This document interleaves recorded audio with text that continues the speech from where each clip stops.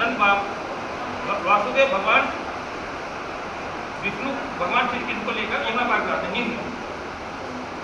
बोले आप उसके घर पर उसको जूता मारने जा रहे हैं रथ यात्रा के कारण। मैंने कहा फेसबुक राष्ट्रीय अध्यक्ष सनातन धर्म रक्षा संघ से हूँ और यहाँ उड़ीसा में दारा सेना के अध्यक्ष मुकेश जैन साहब और यहाँ पर जो वसुंधरा परिवार से हैं ममता जी हैं और आदरणीय कविता जी हैं, इन सब के साथ मिलकर हम जो है वो यहाँ पे वार्ता कर रहे हैं दारा सिंह जी को रिहा किया जाए उसके लिए। और जो न्यायिक अन्याय जो हो रहा है, जो सर्वोच्च न्यायाधीश जो है जो संविधान की शपथ लेते हैं और संविधान की शपथ लेकर वो कहते हैं कि संविधान का पालन करेंगे, लेकिन पूरी तरीके से संविधान का गला घोटा जा रहा है। चाहे वो हमारे जैन साहब है, दारा सेना के राष्ट्रीय अध्यक्ष मुकेश जैन साहब है, उनका मामला हो, चाहे संत आसाराम जी बापू का मामला हो। संत आसाराम जी बापू के मामले में जो लड़की है उसकी मेडिकल रिपोर्ट में ये साफ है कि लड़की जो है कुंवारी है। लड़की की मेडिकल रिपोर्ट को उस समय जब बापू की गिरफ्तारी हो रही थी उसके 8 दिन पहले बीजू जोसेफ कमिश्नर ने कहा था कि जो लड़की है उसकी मेडिकल रिपोर्ट में हाइमन इज इंटैक्ट, उसका कौमार्य सुरक्षित है और लड़की कुंवारी है, लड़की के ऊपर कोई स्क्रैच नहीं है। दूसरी बात यह है कि जो FIR है उस लड़की की उसमें साफ है कहीं पर भी कोई भी बलात्कार शब्द का प्रयोग नहीं है। तो बिना सबूत बापू जी को जेल में डाला गया है और उनको न पैरोल दी जा रही है, उनके बीमारी के लिए भी उनको जो है पैरोल नहीं दी जा रही है।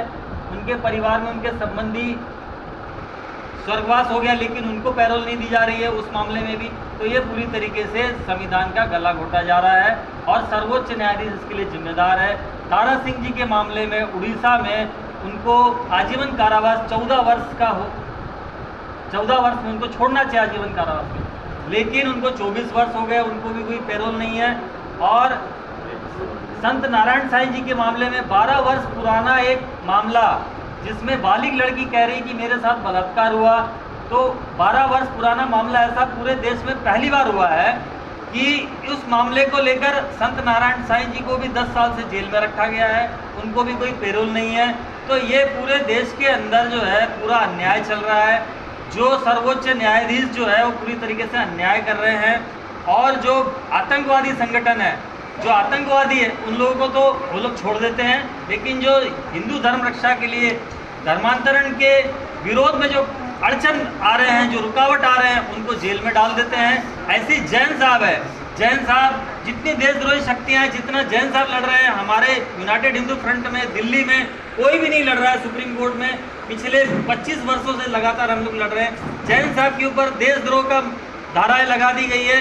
एक ही मुकदमे में जब भगवान जगन्नाथ महाप्रभु की रथ यात्रा रोकी गई तो जैन साहब ने जो है उसके लिए आंदोलन करने की बात की, तो जैन साहब के ऊपर देशद्रोह की धाराएं लगा दी गई। जैन साहब को एक ही मुकदमे में जहां जमानत मिल गई दिल्ली में, उस मुकदमे में 4 मुकदमे उड़ीसा में लगाए गए हैं। तो ये जो दीपक मिश्रा के जो रिलेटिव है पुलिस अधिकारी, उनके द्वारा ये पूरी तरीके से फैब्रिकेटेड केस लगाया गया है, झूठे केस लगाए गए, संविधान का गला घोटकर केस लगाए। कौन है जी, दीपक मिश्रा कौन है? दीपक मिश्रा सुप्रीम कोर्ट के जो मुख्य न्यायाधीश थे उनके रिलेटिव और चीफ जस्टिस सुधांशु मिश्रा यहाँ पर जो बालेश्वर के SP है थे। तो ये पूरी तरीके से अन्याय चल रहा है। ये एक तरीके से न्यायिक आतंकवाद है, ये जुडिशियल टेररिज्म जो पूरे हिंदुओं को, हिंदू संतों को, हिंदू जनता को समाप्त करने का एक कुचक्र चल रहा है। और आप देख रहे हैं किस तरीके से धर्मांतरण करने वाली शक्तियां जो है फल फूल रही है। रातों और दिन उनके लिए कोई कानून नहीं है। स्वामी लक्ष्मणन के लिए हम लोग ने लगातार प्रयास किया कि उनके जो भी उनके अपराधी है उनको कड़ा से कड़ा दंड मिला जाए, दंड दिया जाए।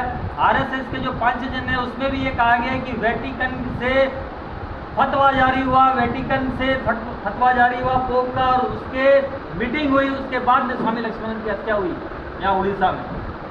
तो ये पूरी तरीके से हिंदू संगठन ये पूरी मांग कर रहे हैं, लेकिन सर्वोच्च न्यायालय जो है, सर्वोच्च न्यायाधीश जो है, ये पूरी तरह आतंकवादियों के साथ है और हिंदू संतों को जेल में डालकर ये पूरी तरीके से हिंदू जनता को समाप्त करना चाहता है। हिंदू संस्थाओं को, हिंदू आस्था को पूरी तरीके से नष्ट करने के लिए ये लोग कार्य कर रहे हैं। हम इसका विरोध करते हैं और दारा सिंह जी की रिहाई के लिए यहाँ पर दारा सेना और भी हिंदू संगठन मिलकर हम लोग दिल्ली में भी आंदोलन करेंगे और उड़ीसा में भी आंदोलन करेंगे। इसके लिए आपने सरकार से कोई बात की? अभी नया सरकार आया है, सरकार से बातचीत चल रही है। मुख्यमंत्री से हम जो मुख्यमंत्री मोहन साहब थे उनसे मिले थे, अभी पीछे दिल्ली आए थे वो, और ये कनक वर्धन सिंह देव है, इनसे मिले थे। उन्होंने कहा था कि हमने, वो कह रहे थे कि हम सक्रिय हैं, मतलब उन्होंने कहा था कि इस मामले में जो जगदीप धनखड़ होती कनक वर्धन सिंह देव था, कि उनसे मुलाकात की है और हमने दारा सिंह की रिहाई की मांग की है और ज्ञापन भी दिया हमने। अभी 1 सितंबर को